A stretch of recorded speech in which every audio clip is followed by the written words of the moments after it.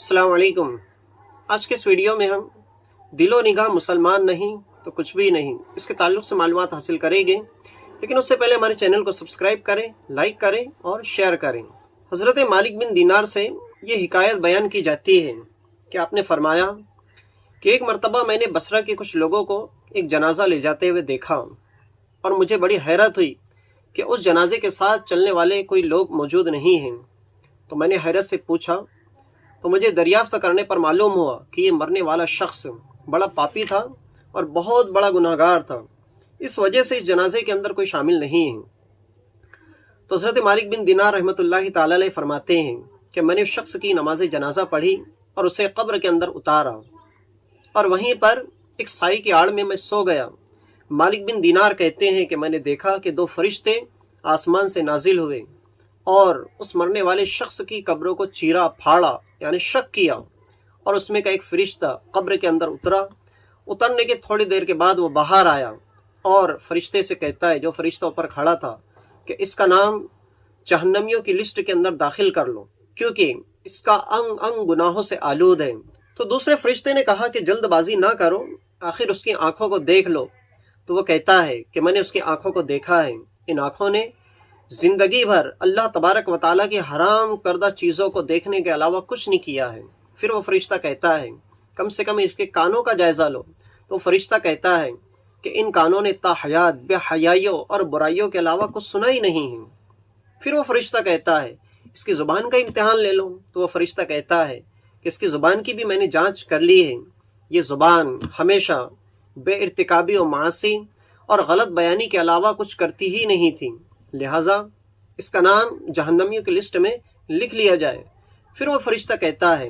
कि कम से कम इसके हाथों का इम्तिहान ले लो। तो वो फरिश्ता कहता है कि इसके हाथों को भी मैंने देख लिया है, ये हाथ जिंदगी भर हराम खोरी और शहवत और हवस परस्ती के पुजारी बने रहें। उसके बाद वो फरिश्ता कहता है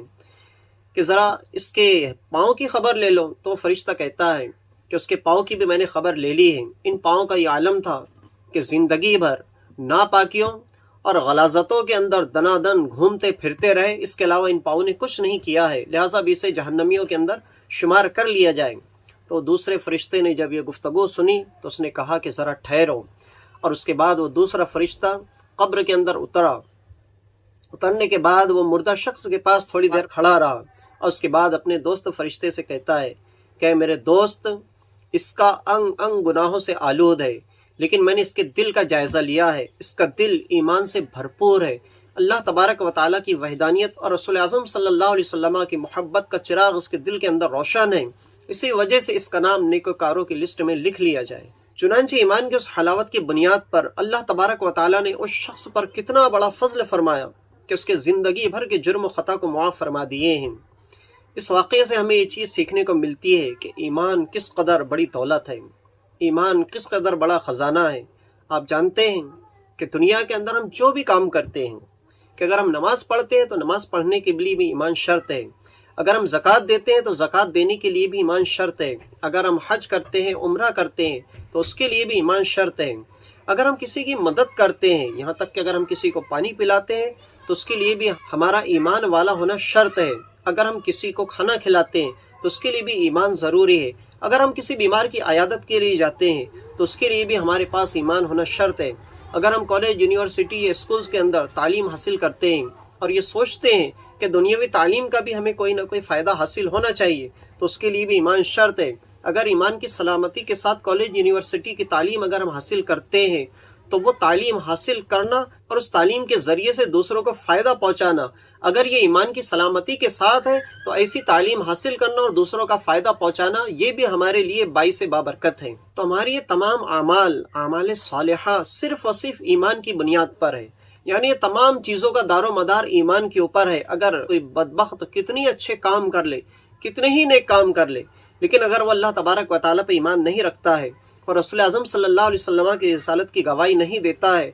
तो उसके तमाम अमाल, तमाम अच्छाइयाँ, तमाम अच्छे काम उसके मुंह पर मार दिए जाएंगे और उसको उसका कोई सिला नहीं दिया जाएगा। तो आपने देखा कि ईमान कितना ज़रूरी है और ईमान की सलामती कितनी ज़रूरी है। तो अपनी ईमान की सलामती के लिए फ़िक्र करें, हमारा ईमान कैसे मजबूत हो और हमारा ईमान कैसे महफूज रह सके। इसके लिए आप उलमाए अहले सुन्नत की तकारीर सुनते रहें, ضروریات دین کیا ہے اس کی معلومات حاصل کرتے رہیں، علماء اہل سنت کے کانٹیکٹ میں رہیں، اور علماء اہل سنت سے ایمانیات کے اوپر معاملات کیا ہے، ایمان کسے کہتے ہیں، ایمان کی کنڈیشن کیا ہے،